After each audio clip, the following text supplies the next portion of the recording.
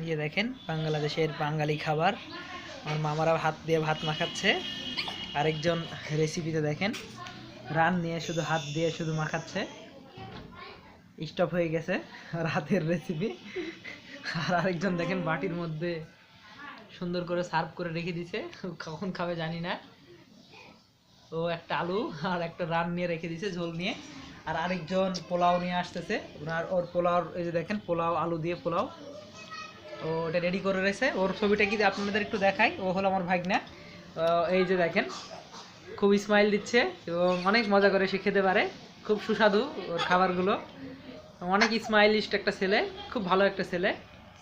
তো একটু দেখতে পাচ্ছেন বন্ধুরা, আজকে আপনাদের উদ্দেশ্যে আমরা কিছু খাবারের রেসিপিগুলো শো করতেছি। এটা মূলত মুরগি দিয়ে গরম ভাত এর ঝোল দিয়ে অসাধারণ একটা খাবার, এবং এটা মাখিয়ে মাখিয়ে যখন খাবেন আপনারা, বাংলাদেশের সবাই খায়। হ্যাঁ বাংলাদেশের সবাই খায় এবং বাংলাদেশের ঐতিহ্যবাহী খাবার। দেখতে পাচ্ছেন এই রান দিয়ে, এই যে দেখেন রান দিয়ে সুন্দর করে এটাকে ভেঙে নিতে হচ্ছে, ভেঙে এটাকে অল্প অল্প করে মৃদু মৃদু স্বরে আপনারা অল্প অল্প করে খাবেন এটাকে।